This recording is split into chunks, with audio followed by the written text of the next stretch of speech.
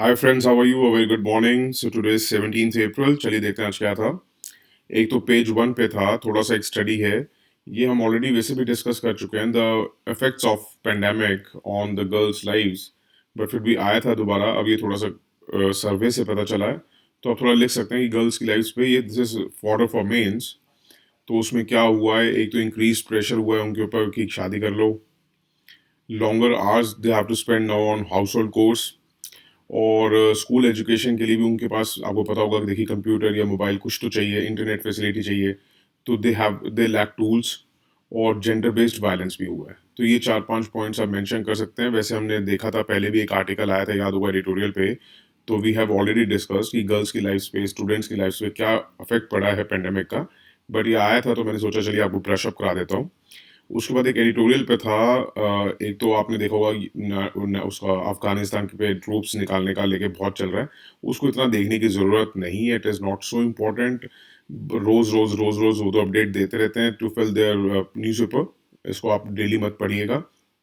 उसके बाद एक थोड़ा सा एडिटोरियल पे वो थोड़ा ये ज़रूरी था, उसमें एक बंडुंग कॉन्फ्रेंस दी हुई थी। वैसे तो आप हिस्ट्री में पढ़ेंगे ये। कई बार क्या होता है, ये चीज़ें थोड़ी सी मिस कर देता आदमी, तो याद रखिएगा ये फर्स्ट लार्ज स्केल एशियन और अफ्रीकन की कॉन्फ्रेंस थी। 1955 में हुई थी बंदुंग में, इंडोनेशिया में है बंदुंग। ये बेसिकली क्या था कि आपको पता है कि उस दौरान नए नए देश सब आज़ाद हुए थे। एशियन और अफ्रीकन देश आज़ाद हुए थे। और अब ना गेम चल रही थी, क्योंकि दो पोल्स बन चुके थे, एक यूएसए का, एक रशिया का। तो किसकी साइड, हर दोनों कंट्रीज अपनी साइड कंट्रीज को लेके आने में जुटी हुई थी, ताकि वो अपना वर्चस्व साबित कर सके। दो बाहुबली थे बेसिकली। एक यूएसए था, एक रशिया था। वो चाहता था कि ज़्यादा से ज़्यादा पार्टीज मेरे पास आए, दूसरा चाहता था मेरे पास आए। तो ये एक एशियन अफ्रीकन कॉन्फ्रेंस हुई थी, जिसको बैंडिंग कॉन्फ्रेंस कहा गया था। इसमें उन्होंने बेसिकली कहा था भैया हम नॉन अलाइंड रहेंगे। और ये ऑर्गेनाइज की गई थी by Indonesia, Burma, India, Ceylon and Pakistan. ये थोड़ा इंपॉर्टेंट हो जाता है। और इसका बेसिक एम क्या था कि हमने आपस में अफ्रीका और एशिया की इकोनॉमिक और कल्चरल कॉपरेशन रखनी है। और हमें किसी भी तरह का कॉलोनलिज्म या न्यू कॉलोनलिज्म उसको अपोज करना है। देखिए, कॉलोनलिज्म तो हमें पता ही है कि जब बंदी बना लेते थे। न्यू कॉलोनलिज्म क्या क्या मतलब था कि किसी भी देश का साथ दे देना। मतलब अगर हमने यूएस का साथ दे दिया तो फिर थोड़ा रशिया नाराज हो जाएगा, हमें यूएस की बातें माननी पड़ेंगी। रशिया साथ थोड़ा वो चल जाएगा। तो ये इसका मतलब ये नहीं होना चाहिए ना। अगर हम आज़ाद हुए तो हम आज़ाद हैं। हमारे अपना फैक्टर्स होने चाहिए कि हम डिसाइड करें कि हमें ये माल किसको भेजना है, यूएस को भेजना है या रशिया को भेजना है। कोई ऑब्लाइज्ड नहीं होने चाहिए हम किसी भी बात पे। तो ये कॉन्फ्रेंस जो थी, ये बहुत इंपॉर्टेंट स्टेप था towards the creation of non aligned movement, जो 5-6 साल बाद शुरू हुई थी। उसके बाद एक एडिटोरियल पे था कि देखिए, आप बहुत सुन रहे होंगे कि वैक्सीन्स इंडिया में शॉर्टेज हो गई है और हमने लोगों ने बल्कि बाहर भेजी। अगर ऐसा कोई क्वेश्चन आता है तो दो चार पॉइंट्स आज के पेपर में आए हैं, तो एज अ फॉर्डर आपके लिए काम करेंगे। पहले तो हम ये देंगे कि इंडिया हैज सप्लाइड ओवर, अभी देखिए ये भी का डेटा है, 65 मिलियन वैक्सीन टू 19 कंट्रीज। हो सकता है ये बढ़ जाए। तो you should not right data, आप ये लिख सकते हैं कि क्वेश्चन के कोई ही मरोड़ के आप लिख दे देगा कि हाँ, हम लोगों ने सप्लाई की है। और of these more than 10 million, ये मत लिखेगा, सिर्फ आप ये लिखेगा हाँ, they were sent as grants. Commercial basis पे भी भेजी गई हैं और अंडर द कोवैक्स प्रोग्राम पे भी भेजी गई हैं। ठीक है, अब गवर्नमेंट क्या कहती है कि ऑब्लिगेटरी है वैक्सीन भेजना अंडर गावीज कोवैक्स फैसिलिटी। तो हमने कुछ प्लस लिखने होते हैं, साथ साथ उसका माइनस लिखना होता है कि कहाँ उसमें कमी है। तो प्लस लिख दिया कि गवर्नमेंट ने कहा है कि हमें गवी के अंदर हम कोवैक्स फैसिलिटी, गवी अभी हम देखते हैं क्या है। तो उसके अंदर हम बाउंड है कि हमें भेजना ही पड़ेगा। बट इंटरनेशनल लॉ के एक्सपर्ट्स कहते हैं कि बेटा ऐसा कुछ नहीं है। सॉवरेन स्टेट्स जो हैं, अपना नेशनल इंटरेस्ट दिखा के ऐसी ऑब्लिगेशन से बच सकती हैं। आप दिखा सकते हैं कि भैया मेरे अपने देश में तो लोग मर रहे हैं, मैं कैसे दे दूं। तो ऐसा ज़रूरी नहीं कि अगर हम गवी के अंदर हम बाउंड थे भेजने के लिए, तो हम कुछ नहीं कर सकते। सॉवरेन स्टेट्स कर सकते हैं, वो कोई भी बहाना निकाल के से निकल सकती हैं। तो पहला हमने प्लस दिखाया, उसके बाद माइनस दिखा दिया। दूसरा हमने बोला है कि हमें ग्रांट्स देनी थी। तो हम उसमें पॉइंट माइनस दे सकते हैं कि वैक्सीन जो है, जब ग्रांट्स जो भेजी जाती हैं वो वॉलेंटरी होती हैं। वो ऑब्लिगेट मतलब ये नहीं है कि आपको कंपल्सरी होता है। और कमर्शियल कॉन्ट्रैक्ट्स की बात करें, तो हम कह सकते हैं कि कमर्शियल कॉन्ट्रैक्ट्स जो कंपनी के हैं, वो उनको डिसरिगार्ड भी किया जा सकता है अंडर एग्जिस्टिंग लॉज। हमारे पास लॉज हैं जो इनको ये कह सकता है कंपनीज को कि आप अभी नहीं एक्सपोर्ट कर सकते। आपका अपना कमर्शियल इंटरेस्ट नहीं, नेशनल इंटरेस्ट देखना जरूरी है। तो देखिए, फर्स्ट पैरा में हमने जो जो देखा, उसका हमने सेकंड पैरा में माइनस पॉइंट देख लिया। फिर प्लस थोड़ा सा देना होगा कि, और लिखना वैसे ही जैसे मैंने लिखा है, ऐसे नहीं कि प्लस माइनस, जैसे मैंने लिखा वैसे ही लिखेगा। फिर हम लिखेंगे कि मिस्टर मोदी ने भी रेज़ेनिया डायलॉग में और एक्सटर्नल अफेयर्स मिनिस्टर ने, जयशंकर ने भी कहा है कि इक्विटेबल एक्सेस, कि सबको एक्सेस मिले वैक्सीन का, इज क्रिटिकली इंपॉर्टेंट, क्योंकि हमें पता है कि no one will be safe till everyone is safe.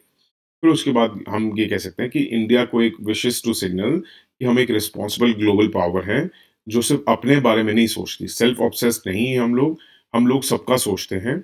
और उसके बाद क्या होता है, थोड़ा सा अगर आप हिस्ट्री का भी दे देते हैं ना, कि क्या हमारे कॉन्स्टिट्यूशन में है या क्या हमारे कॉन्स्टिट्यूशन बनते टाइम हमारे नेताओं ने कहा था, तो बहुत अच्छा इम्पैक्ट पड़ता है आंसर पे। तो आप इसको हाईलाइट करके या बोल्ड लेटर्स में लिख देगा कि जवाहरलाल नेहरू ने भी कॉन्स्टिट्यूंट असेंबली में जब ऑब्जेक्टिव रेजोल्यूशन लेके आए थे, तो उसमें कहा था कि हमें अपनी एक जगह बनानी है, ऑनरेबल प्लेस बनानी है इस वर्ल्ड में, और विलिंग कंट्रीब्यूशन करने में प्रमोशन के लिए वर्ल्ड पीस की और वेलफेयर ऑफ मैनकाइंड। तो इसलिए, और फिर आप लिखेंगे कि हमारी भी गवर्नमेंट जो है टाइम एंड अगेन एक एशियन फ्रेज यूज करती है, वासुदेव कुटुंबकम, that means world is my family. तो हमें फर्क नहीं पड़ता कि हमारे इंडिया में जाए या कहीं जाए, जाना जरूरी है। बट उसके बाद आप लिख सकते हैं कि माइनस में कि ठीक है ये बात तो, बट हमें अल्टीमेटली जस्टिफाई तो करना पड़ेगा ना अपने लोगों को कि हमारी लॉन्ग टर्म और शॉर्ट टर्म स्ट्रैटेजी है क्या। जब आपको पता है कि हमारे in time of shortages when the welfare of countries own citizens is directly at stake, जब खुद स्टेक पे है, तो कैसे आप ये बड़ी बड़ी बातें कर सकते हैं। तो ये कुछ फॉर्डर थे, तो आप ये लिख लीजिए, बहुत इंपॉर्टेंट है। कुछ वैक्सीन के ऊपर या कुछ भी ऐसे डायरेक्ट वैक्सीन पे नहीं आएगा, कुछ भी ग्रांट्स को लेके कुछ भी आता है, तो आपका इम्पैक्ट अच्छा पड़ेगा आंसर पे। उसके बाद गवी की देखते हैं, गवी क्या है। गवी बेसिकली 2000 में बनी गई थी। Gavi means Global Alliance for Vaccine and Immunisation. ये एक इंटरनेशनल ऑर्गेनाइजेशन है। वो पब्लिक और प्राइवेट सेक्टर को लेके आती है। उसका गोल क्या है बेसिकली, कि हमारे को क्रिएट करना है इक्वल एक्सेस, जो नई मेडिसिन आ रही हैं या जो अंडर यूज्ड हैं, ठीक है, for the children living in the world's poorest countries. अच्छी तरह याद रख लेगा, ये आपके प्रीलिम्स में आ सकता है। उसके बाद गवी कौन कौन मतलब किन किन को साथ लेके आती है, डेवलपिंग कंट्रीज को भी, डोनर गवर्नमेंट्स को भी, डब्ल्यूएचओ, यूनिसेफ, वर्ल्ड बैंक, और वैक्सीन इंडस्ट्री जो है इंडस्ट्रियलाइज या डेवलपिंग कंट्रीज में भी, research and technical agency, civil society, Bill and Melinda Gates Foundation को भी, एंड अदर प्राइवेट फिलंथ्रोपिस्ट जो भी हैं, दानवीर जो हैं। तो ये याद रखिएगा कौन कौन इनको साथ में लेके आती है, बहुत इंपॉर्टेंट है। और ये क्या कंट्रीब्यूट करती है, किसका सबसे अच्छा कंट्रीब्यूशन क्या है, कि यूनाइटेड नेशंस के मिलेनियम डेवलपमेंट गोल्स को जो इनका अचीव करने में काम करती है, क्योंकि they focus on performance, outcomes and results. ये अगर 3-4 पॉइंट्स में आएगा तो जितना आ सकता है मैंने आपको दे दिया, इससे ज़्यादा करने की ज़रूरत नहीं है। पेज 8 पे था ला नीना एल नीनो, जिसमें कह रहे हैं अब नॉर्मल मानसून रहेगा।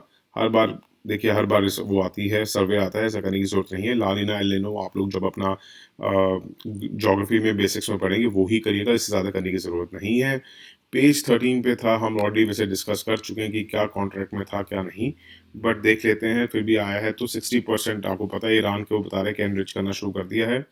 वेपन ग्रेड के लिए तो 90% चाहिए, बट 20% जब आप करने लग जाते हैं तो ये समझ लीजिएगा कि आप टेक्निकल एक स्टेप उठा रहे हैं टू वेपनाइज ग्रेड, ठीक है। 20% जब आप शुरू कर देते हैं तो दैट मीन्स एक एक इम्प्रेशन पड़ जाता है कि आप वेपनाइज करना जा रहे हैं। चाहे ज़रूरत है 90% की वेपन ग्रेड बनाने में, बट 20% होते ही एक इम्प्रेशन क्रिएट हो जाता है कि आपने एक स्टेप ले लिया है टूवर्ड्स वेपनाइजेशन। और जो ये आपको पता हुआ JCPOA की डील है, वो ईरान के एनरिचमेंट को रिस्ट्रिक्ट करती है, लिमिट करती है टू 3.67%। हम ऑलरेडी एक बार ये एडिटोरियल में बहुत अच्छी तरह डिटेल में डिस्कस कर चुके हैं कि कितना, जब हमने फैसिलिटीज़ वगैरह इनकी डिस्कस की थी, तो उसको आपने देख ही लिया होगा, तो इसके बाद ये नोट बनाने की जरूरत नहीं है, बट जिनको नहीं पता तो आप ये लिख सकते हैं, ठीक है। That's it for today, thank you so much भाई। कोरोना बहुत फैल रहा है, प्लीज़ अपना ध्यान रखिए, take care of yourself, bye.